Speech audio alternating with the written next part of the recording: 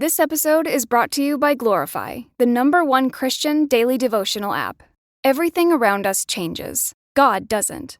That's why I love Glorify's 21-day challenge. It helps me build a simple habit of meeting with God every day. No pressure, just consistency. With Glorify, you can start your morning by reading the Bible passage of the day, diving into Glorify's daily devotional, and wrapping up with an immersive experience called Daily Walk with God.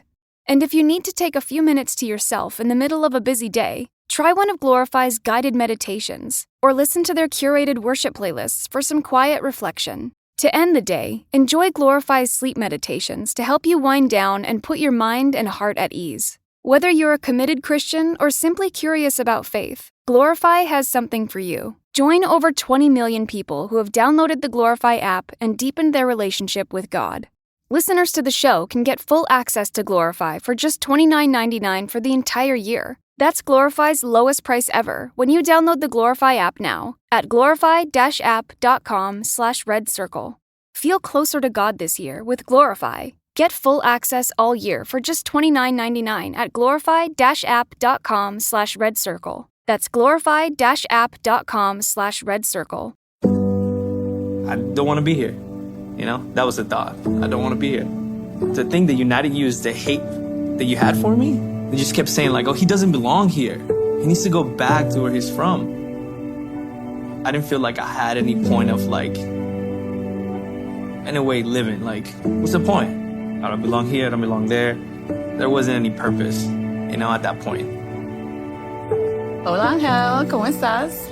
Hola, ¿cómo estás? Muy bien, gracias. Cuéntame sobre ti. Mi nombre es Ángel. Mi nombre completo es Ángel Arturo Marín Parada. Qué bueno. Como tú sabes, todos latinos tenemos un nombre largo muchas veces, pero yo vivo en Asheville, North Carolina, o Carolina del Norte, y tengo una esposa que se llama Fe y una hija que se llama Amelia. Tiene 15 meses y está tremenda. Está tremenda. Y trabajo como pastor para la iglesia de Elevation Church. What circumstances brought your family here? I'm a 12-year-old boy who is, just started dating this 14-year-old girlfriend. I was so proud of that. I'm all-consuming life, playing baseball, and we're gonna go see your uncle in the United States. We're gonna go for vacation. My mom was in recovery, and my mom just lost a brother and is struggling through depression and is trying to figure out, as a single mom with 2 boys, how do I raise these kids to give them a better life? And I remember a month later or so, my mom is sitting across the table from me and my brother, and she's just telling us, hey, we're not going back. I left my family, my friends, the country that I didn't know I was leaving. So, you start thinking in the context of all my relationships were lost in a matter of seconds. How would you describe your first few years in America? It was probably the hardest years that I've had.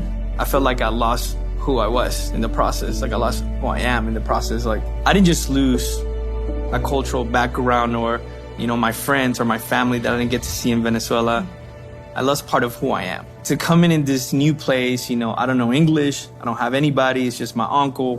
I think I struggle with the question that, so many people that I've talked to that are Latino, Hispanic wrestle with, which is, where do I belong? People don't feel like I'm supposed to be here from the encounters I've had. So what am I doing? Yeah. Where do I belong in this whole thing? What are some of those encounters that you had? We registered to McClintock Middle School right here in Charlotte. I just remember coming in 3 weeks in, I'm going to the bathroom, and all of a sudden, I get attacked from 2 kids, right away. I'm I already hate the circumstances where I'm at. This episode is brought to you by Glorify, the #1 Christian daily devotional app.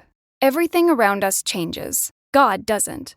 That's why I love Glorify's 21-day challenge. It helps me build a simple habit of meeting with God every day. No pressure, just consistency. With Glorify, you can start your morning by reading the Bible passage of the day, diving into Glorify's daily devotional, and wrapping up with an immersive experience called Daily Walk with God. And if you need to take a few minutes to yourself in the middle of a busy day, try one of Glorify's guided meditations, or listen to their curated worship playlists for some quiet reflection. To end the day, enjoy Glorify's sleep meditations to help you wind down and put your mind and heart at ease. Whether you're a committed Christian or simply curious about faith, Glorify has something for you. Join over 20 million people who have downloaded the Glorify app and deepened their relationship with God. Listeners to the show can get full access to Glorify for just $29.99 for the entire year. That's Glorify's lowest price ever when you download the Glorify app now at glorify-app.com/redcircle. Feel closer to God this year with Glorify. Get full access all year for just $29.99 at glorify-app.com/redcircle. That's glorify-app.com/redcircle. I lost part of who I am in the process. I feel like I have no place I'm belonging, and now I'm being treated at that level. And just kept saying oh, he doesn't belong here. He needs to go back to where he's from. So the thing that united you is the hate that you had for me. I don't want to be here. That was the thought. I don't want to be here. I didn't feel like I had any point of any way living. What's the point? I don't belong here. I don't belong there. I go to school and I'm getting shamed or telling me that I need to go back. I just felt like there wasn't any purpose, at that point. Did your mom prepare you for this transition? To summarize it, she pretty much just told us to dilute our culture enough to where we can blend in. When I'm trying to fit in, I'm also diminishing who I am. Yeah. When I came from Venezuela to the United States, food was the only thing I had left. So I would skip, going to hang out with my uncle or something to just go eat at home with my mom's cooking. So it became a safe place. It became home.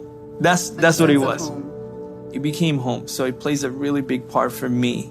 So you're in this strange place and food provides this sense of home. Mm-hmm. Fast forward to today. You're a campus pastor at Elevation Church. Yep. You're called to love people, but you still experience racism. How do you process that? What are some of the experiences that you've had that paint that contrast for you?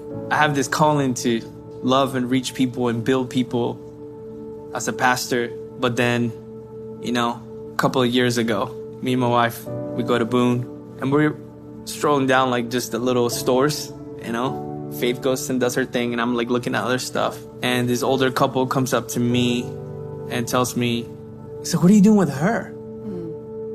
It's I'm sorry, sir, that's my wife. Yeah, I know, but you gotta be with your own kind. I don't think I've experienced it like that, so bluntly, right there. I get to lead a campus where there's only 2% Latino or Hispanic, and I'm a Latino pastor. I'm not just a pastor. My number one goal is to bring people to Jesus. How do you bring that into this context now where I feel like you hate me, but I'm called to love you? So as Christians, how can we help bring unity and understanding between our communities? I think as Christians, we're called to be a bridge and bridge the gap.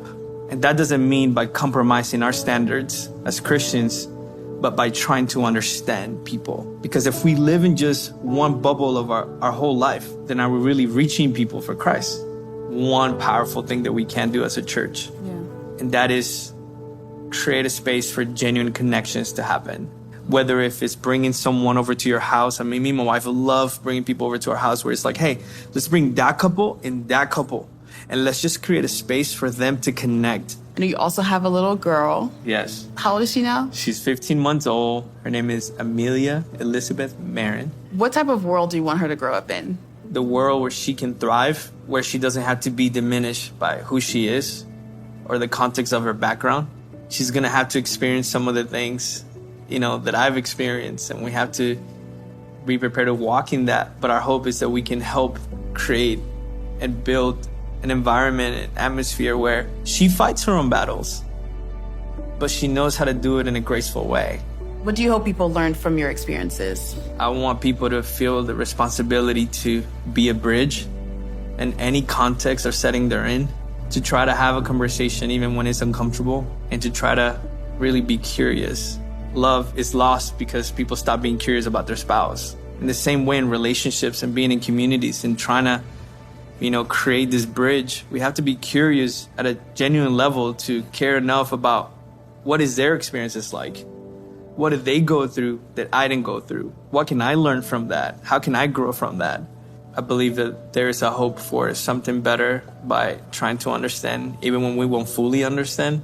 So I'm grateful that I got a chance to share, and really the hope that we can become bridges for people. Yeah. That's my heart.